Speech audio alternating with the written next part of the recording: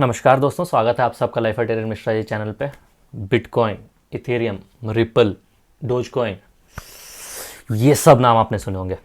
तो ये सब क्या कहलाते हैं? ये सब क्रिप्टो करेंसी कहलाते हैं। क्रिप्टो ज़्यादातर लोग जो कहते हैं इंडिया में हम लोग जानते हैं तो क्रिप्टोज कहलाते हैं। क्या करते हैं, कैसे और फ़ायदा नुकसान क्या है इसका जानते हैं, ठीक है। और इसके बारे में थोड़ा सा ट्रेड कैसे करते हैं, इन्वेस्ट कैसे करते हैं, थोड़ा बहुत जान लेंगे। इसके बाद आने वाले टाइम में थोड़ा और समझेंगे, ठीक है। तो अब अगर मैं कहना चाहूँ तो क्रिप्टो करेंसी, उसका नाम ही डिराइव होता है क्रिप्टोग्राफी, मतलब जिसमें बहुत ज़्यादा सिक्योर चीज़ें हो सकती हैं। तो ये ब्लॉकचेन को इस्तेमाल करके ये सब चीज़ें करता है, ठीक है। अब ब्लॉकचेन को मैं कहूँ तो अगर मैं सिंपल भाषा में समझाना चाहूँ तो हर एक ब्लॉक में एक डेटा एंटर होता है, ठीक है। अब इसको मैं थोड़ी देर बाद में अच्छे से समझाता हूँ। ये बिटकॉइन क्या है, कैसे है और कैसे आया है क्रिप्टो करेंसी, थोड़ा समझा देता हूँ। तो पहले क्या होता था, मतलब बहुत पहले के ज़माने में क्या होता था कि हम कोई चीज़ लेने के लिए एक चीज़ को देके बार्टर सिस्टम करते थे। एक चीज़ को देके दूसरी चीज़ लेते थे। फॉर एग्जांपल एक लैपटॉप देना है तो अगर किसी को बुक चाहिए, सॉरी मुझे बुक चाहिए तो लैपटॉप दे के वो ले सकता हूँ मैं। तो ऐसा कुछ होता था, ठीक है। उसके बाद थोड़े टाइम के बाद आया सिल्वर कॉइन्स, गोल्ड कॉइन्स, उसके बाद कॉपर कॉइन्स, बहुत अलग अलग कॉइन्स आने लगे। फिर उसके बाद करेंसीज आने लगे, मतलब नॉर्मल कॉइन्स। अब आज के डेट में पेपर वाले करेंसीज आते हैं। उसमें भी अगर आप देखो तो क्या बोलते हैं, अगर गवर्नमेंट ऑफ इंडिया, मतलब फॉर एग्जांपल अगर गवर्नमेंट नहीं कहे कि ये वैलिड करेंसी है तो वैलिड नहीं होगी, लिखा हुआ होता है उस पर, ठीक है। तो सिमिलरली अगर इसके बाद देखे जाए तो अब आ गए हैं ऑनलाइन ट्रांजैक्शंस, ठीक है। अब ऑनलाइन ट्रांजैक्शन में क्या होता है, ऑनलाइन ट्रांजैक्शन में हम पैसे नहीं देते यूजुअली। इधर क्या कहते हैं, हम पैसे देते हैं, कुछ ले लेते हैं। तो ये यूजुअल केस होता है अगर कैश दे रहे हैं तो।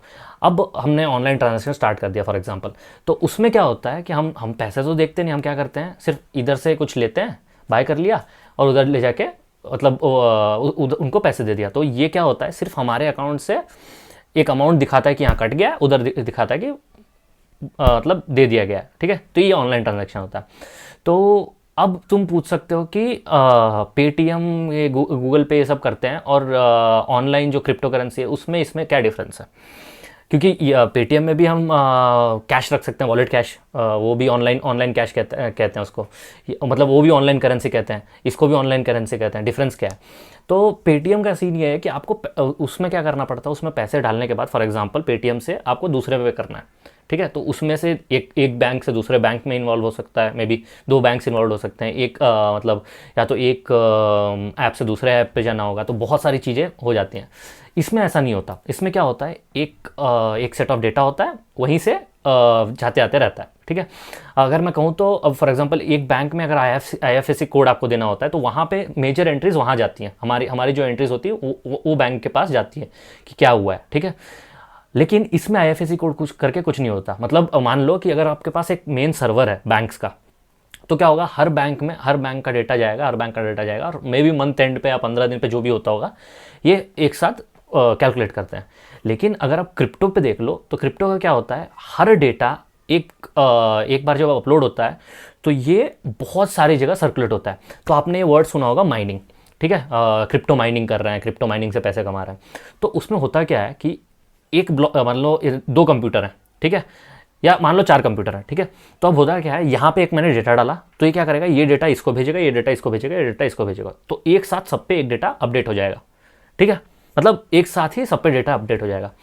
अब होगा क्या कि नेक्स्ट टाइम अगर कोई आपका डेटा, मतलब ये कोई भी चीज़ चेंज करने जा रहा है, ठीक है, इसमें से कोई चेंज करके मान लो तो कीर्तना के पास 50 बिटकॉइन है, ठीक है, और वो बिटकॉइन कहीं से आए हुए हैं, ठीक है। अब उसमें से कुछ उसने बिना कोई ट्रांजैक्शन किए अगर तेजा जाके बोलता है कि इसमें मैं कुछ निकाल लूँगा, कुछ भी डेटा चेंज करके निकाल लूँगा, वो पॉसिबल नहीं है। क्योंकि एक ब्लॉक में ऑलरेडी किससे सेंड हुआ है, किसको सेंड हुआ है, वो डेटा पहली बार ये होता है।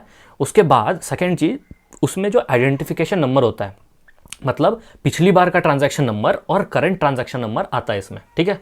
कितना अमाउंट किसको किससे, और ट्रांजैक्शन नंबर पिछली बार का और इस बार का, ठीक है। तो उसके बाद फिर मान लो कि तीसरे बंदे ने, किसी ने, अक्षय ने आदि को भेज दिया, तो उसमें क्या होता है, फिर नेक्स्ट आइडिया उनको, मतलब वो ट्रांजैक्शन के बाद आ जाएगा। तो उसमें क्योंकि set amount of crypto currencies है, तो एक जगह से दूसरी जगह अगर जा रहे हो तो वो डेटा आप चेंज नहीं कर सकते, ठीक है। और इस पर क्या है, एक के बाद एक डेटा आता रहेगा। अब मान लो यहाँ पे आपने चेंज किया हुआ है, फिर 10 किलोमीटर दूर कोई एक बंदा करता है, फिर 1000 किलोमीटर दूर कोई एक बंदा करता है, वो एक के बाद एक आता जाएगा। तो माइनिंग आपने सुना होगा, बिटकॉइन माइनिंग आपने सुना होगा, जिससे कहते हैं कि हम माइनिंग करके पैसे कमा रहे हैं। तो माइनिंग में होता क्या यूजुअली, तो फॉर एग्जांपल मान लो कि कुछ कंप्यूटर्स हैं, 10 कंप्यूटर हैं, तो एक ट्रांजैक्शन जब होता है, मैंने जैसे बोला कि एक ब्लॉक में ब्लॉकचेन जैसे इस्तेमाल होता है, तो एक ट्रांजैक्शन जब होता है एक ब्लॉक में क्या होता है, किससे किसको गया पैसे, कितने गए, और उसके बाद पिछला जो ट्रांजैक्शन होता है उसका आईडी, फिर उसके बाद ये वाला ट्रांजैक्शन आईडी लिखा जाता है। ठीक है, अब इसके बाद क्या होगा, अगर कोई नेक्स्ट ट्रांजैक्शन कर रहा है तो ये वाले ट्रांजैक्शन आईडी को प्रीवियस ट्रांजैक्शन आईडी पे लिखेगा, उसके बाद अपना ट्रांजैक्शन आईडी और किससे किसको भेज रहा है वो होता जाएगा। तो अब क्या इससे क्या होगा कि एक सीक्वेंस बन गया, एक के बाद एक के बाद एक के बाद, और क्योंकि कुछ लिमिटेड अमाउंट ऑफ बिटकॉइंस हैं, तो उससे होगा क्या, जब लिमिटेड अमाउंट ऑफ बिटकॉइंस हैं कि उनके पास वो डेटा होगा कितने टोटल बिटकॉइंस हैं और किसके किसके पास कितने हैं। ठीक है, वो डेटा होता है।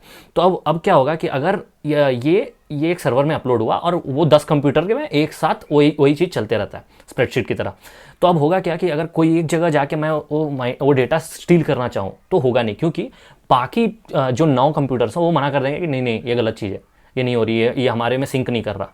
अगर सिंक नहीं करेगा तो फिर वो ट्रांजैक्शन फेल्ड हो जाएगा, नहीं बताएगा। तो मैं 10 बता रहा हूँ, यहाँ पे मिलियंस ऑफ कंप्यूटर्स हैं। ठीक है, तो ऐसे ही ये बिटकॉइन का ये चलता है, मतलब माइनिंग होती है और ये चेक करते हैं ट्रांजैक्शन वैलिड है कि नहीं वैलिड है। तो इसका मेन रीज़न ये कि ये सिक्योर बहुत ज़्यादा है। ठीक है, और एक ये बोलते हैं फ़ायदा इसका ये है कि एनवायरनमेंट को प्रोटेक्ट करेगा। हाँ, अभी के टाइम में अगर तुम बोलोगे कि हाँ पेपर करेंसी तो ठीक है, ये इसमें भी तो इलेक्ट्रिसिटी यूज़ हो रही है, ये कार्बन एमिशन है, ये है वो है, तो हाँ मे बी अभी है, लेकिन आने वाले टाइम में अगर रिन्यूएबल रिसोर्सेज यूज़ करते हैं तो मे बी ये फ़ायदेमंद होगा। और एक चीज़ यहाँ पे जो हमको नोट करने वाली है, इसका ना सेट वैल्यू नहीं है अभी। तो अगर आप देखोगे क्रिप्टो का, बहुत ऊपर बहुत नीचे, बहुत ऊपर बहुत नीचे होगा। अगर ये चार्ट अगर देखो, कुछ दिन पहले का ही मैं चार्ट बता देता हूँ, अब भी का बता दे रहा हूँ। अभी देखो कुछ टाइम के अंदर कहाँ से कहाँ गिर गया, मतलब 46,000 पे था यूएसडी, अब आ गया 40,000 यूएसडी। मतलब कितने जल्दी कितने जल्दी ये गिर रहा है। देखो मैं आपको दिखाता हूँ, हाँ अगर कितने जल्दी यहाँ पे गया 46 से फटाक से गिरा, कितना विद इन नो टाइम 10% गिर जा रहा है, पता ही नहीं चल रहा। ठीक है, सिमिलरली उस दिन भी गिरा था एक दिन पहले, अगर आप देखो यहाँ पे सिमिलरली एक दिन पहले भी गिरा था ये। ठीक है, एक दिन पहले भी बहुत गिरा था, कुछ 5-6% ज़्यादा ही गिर गया था मेरे हिसाब से। ठीक है, तो अब इसमें क्या है कि ये बहुत ज़्यादा वॉलेटाइल है। रीज़न क्या है, मैं बिटकॉइन की बात नहीं कर रहा, सभी क्रिप्टो करेंसीज, क्योंकि किसी को इसका वैल्यू नहीं पता, इंट्रिंसिक वैल्यू नहीं पता। किसी को क्या लगता है कि यार ये बहुत लिमिटेड क्वांटिटी पे है, मैं अगर आज 10 रुपये का ले रहा हूँ तो कल ये 1000 रुपये का हो सकता है। ठीक है, अब इस बेसिस पे हम करते क्या है कि कुछ लोग ट्रेड कर लेते हैं, कुछ लोग इन्वेस्ट कर लेते हैं, क्योंकि इसका एक सेट वैल्यू नहीं है, तो ये ऊपर नीचे होते रहता है। ठीक है, और एक प्रॉब्लम क्या है यहाँ पे, कुछ गवर्नमेंट्स इसको लीगलाइज करती हैं, कुछ गवर्नमेंट कुछ इसके बारे में कुछ नहीं बोलती हैं, कुछ कंपनियां एक्सेप्ट करती हैं, कुछ कंपनियां नहीं एक्सेप्ट करती हैं। फॉर एग्जांपल अभी वो टेस्ला ने बोला था कि बिटकॉइन हम लेंगे, कुछ दिन बाद बोल दिया नहीं लेंगे, बर्गर की ने बोला कि लेंगे नहीं लेंगे, तो ये चलते रहता है। तो इसके साथ थोड़ी प्रॉब्लम्स, ऐसी प्रॉब्लम्स भी है। ये इसमें फ़ायदा बहुत ज़्यादा ये है कि ये बहुत ज़्यादा सिक्योर है। ठीक है, अब मेन चीज़ इस पर आती है कि आपको इन्वेस्ट करना चाहिए, ट्रेड करना चाहिए किस बेसिस पे।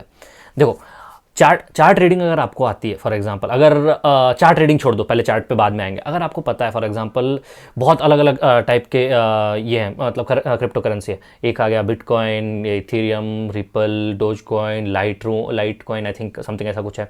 तो इतने सारे हैं और सब में अपने अपने फ़ायदे हैं। फॉर एग्जांपल इथेरियम बहुत ज़्यादा फेमस है बिटकॉइन के बाद। डोज कॉइन क्योंकि किसी ने ऐसे फन में बना दिया था, लेकिन एलन मस्क ने कुछ ट्वीट किया तो बहुत ऊपर चला गया। और सिमिलरली ये छोटी छोटी मतलब लाइट कॉइन, इसमें सब में अलग अलग टेक्नोलॉजीज़ हैं। कोई में एमिशन कम है, कोई में बहुत ज़्यादा सिक्योर है। ऑलरेडी क्रिप्टो सिक्योर होने के बाद भी बहुत ज़्यादा सिक्योर अलग अलग चीज़ें हो रही हैं, और कुछ में ट्रांजैक्शन और जल्दी हो जाते हैं। तो बहुत सारी चीज़ें, ठीक है। तो ये अपना वॉलेट बना के इसमें बहुत सारी चीज़ें करनी होती है। अब आपको इधर ट्रांजैक्शन कैसे करना है, ठीक है। अब ये सब तो आपने सीख लिया कि बिटकॉइन होता है क्या है, कैसे काम करता है, क्या एक ऊपर नीचे कैसे होता है, ठीक है। अब फॉर एग्जांपल आपने 10 बिटकॉइन खरीद लिए हैं, ठीक है। तो आप उसी बंदे को दे सकते हो जो एक्सेप्ट कर रहा है बिटकॉइन। अभी आजकल के डेट में आप डिजिटल टैग्स खरीद सकते हो, फॉर टैक्स नहीं, टैग, डिजिटल टैग खरीद सकते हो। फॉर एग्जांपल एक कोई वेबसाइट ली और ये बोल सकते हो कि या कोई पिक्चर ली और ये बोल सकते हो कि ये मेरा है, ठीक है, उसको NFT ऐसा कुछ बोलते हैं, ठीक है। उसके बाद उससे होता क्या है कि वो आपके नाम पे होता है, डिजिटली वो आपके नाम पे हो गया, तो उसके लिए पैसे पे करना होता है। और एक अलग तरीका है कि आपको किसी को फॉर एग्जांपल 10 रुपये देने हैं, ठीक है, तो उसके तो 10 रुपये तो बहुत कम हो गए, 10,000 देने हैं। तो अगर आप 10,000 देने के बजाय वो बंदा बोले कि तुम मेरे को बिटकॉइन दे दो, अगर तुम्हारे पास बिटकॉइन 9,000 का ही है, तुम दे दो मेरे को, मुझे चलेगा 15,000, वो बाद में हो जाएगा, तो इफ़ इज़ एक्सेप्टिंग दे दो, ठीक है, ये भी कर सकते हो। तो ऐसे सब चीज़ें हैं, बहुत सारे फ़ायदे हैं, बहुत सारे नुकसान भी हैं, मतलब नुकसान तो कम ही है, फ़ायदे ज़्यादा हैं इसके। हाँ, लेकिन अब प्रॉब्लम आता है इसके वॉलेटिलिटी पे। अब ट्रेड अब आपको जानना है कि इसमें ट्रेड करेंगे इन्वेस्ट करें। तो पहले बात, इन्वेस्ट करने से पहले आपको ये जानना पड़ेगा कि कौन सा वाला क्रिप्टो बहुत अच्छा है, कौन से वाले पे कर सकते हैं, क्योंकि ऑलरेडी 4,000 से ऊपर क्रिप्टो हैं जहाँ तक मेरे को पता है अभी। तो आज के डेट में 4,000 से ऊपर क्रिप्टोज ऑलरेडी हैं। कोई भी अपना क्रिप्टो बना दे रहा है आजकल तो ऐसे ही घूम के।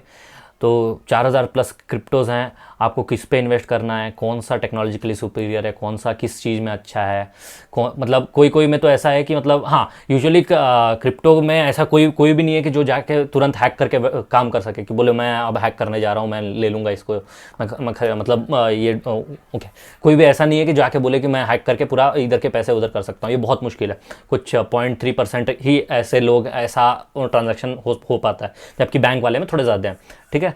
तो इन्वेस्टमेंट के लिए थोड़ा आपको समझना पड़ेगा कि अच्छा कौन से वाले पे डालना है। थोड़ा सा वो आने वाले वीडियोस में हो सकता है तो मैं भी रिसर्च करके आपको अपना बता दूंगा, ठीक है। अभी के टाइम में मैंने कुछ दिन पहले डोजकॉइन खुद और अपने स्टूडेंट्स को खरीदवाया था। अभी के टाइम में इथेरियम रखा हुआ है मैंने। हाँ, मैं रेकमेंड नहीं करता, क्योंकि मैं आपको लेने का रेकमेंड नहीं कर रहा, ये मैंने अपने ऊपर गैमल खेला है, तो आप अपने हिसाब से लीजिएगा अभी, ठीक है। और उसके बाद अगर नेक्स्ट चीज़ है कि ट्रेड कब करें। ट्रेड यार थोड़ा सा अभी आपको बहुत क्लियर होना पड़ेगा ट्रेड करने के लिए। मान लो फॉर एग्जांपल जैसे परसों गिरा था, आज भी जैसे गिर रहा है, ठीक है। परसों जिस हिसाब से गिरा था, अगर उस हिसाब से मान लो 30% एक साथ गिरा है, तो अगर आप बाय कर ले रहे हो कि यार 40% चला जाएगा, या तो 10% गिरने के बाद आपने बोला कि अब बाय कर लेता हूँ और 10% और नीचे चला गया, तो आपका अकाउंट तो वाइप आउट हो गया। तो ट्रेड करने के लिए थोड़ा सा मुश्किल है, क्योंकि क्या होगा कि 10% गिरने के बाद, 20% गिरने के बाद 40% ऊपर भी जा सकता है, क्योंकि बहुत ज़्यादा वॉलेटाइल है क्रिप्टो, ठीक है। लेकिन ऐसा मैं रिकमेंड नहीं करूँगा, क्योंकि पैसे बहुत ज़्यादा लिमिटेड होते हैं हम लोगों के पास। ऐसा होता तो हम ये करते ही कि हम कुछ और कर रहे होते ना, पैसे अगर होते हमारे पास ज़्यादा तो, ठीक है। तो अभी पैसे जब लिमिटेड हैं तो उसके हिसाब से अपने को काम करना होता है। और अगर आपको ट्रेड करना है तो बहुत सोच समझ के, कब बाय करना है, कब सेल करना है, बहुत ज़्यादा सोच समझ के करना होता है, ठीक है। तो ये था क्रिप्टो के बारे में कुछ चीज़ें जो हमको जाननी चाहिए थी, जो हमने अभी बहुत दिनों बाद समझी है। कुछ लेट हो गया अपने को समझते, लेकिन कुछ नहीं, नॉलेज आनी चाहिए टाइम पे। तो अगर आपको चीज़ें समझ में आ गई हो क्रिप्टो के बारे में, कुछ अगर डाउट्स हो तो आप मेरे को कमेंट में पूछ लीजिए, मैं ज़रूर बता दूंगा, ठीक है। और अगर आपको वीडियो अच्छी लगी हो तो लाइक ज़रूर कर दीजिएगा, अपने दोस्तों के साथ ज़रूर शेयर कीजिए, क्योंकि आने वाले टाइम में और जो अभी तक हुआ है क्रिप्टो बहुत ज़्यादा आगे जाने लायक लगता है। तो शेयर कीजिए, उनको भी ज़्यादा सीखने दीजिए। और अगर आपने वीडियो को मतलब आपने चैनल को सब्सक्राइब नहीं किया तो सब्सक्राइब कर दीजिए। यहाँ तक अगर वीडियो आपने देख लिया तो thank you. I come and go like a rah-rah round. They don't want the to be going nah. I'm coming back with the money.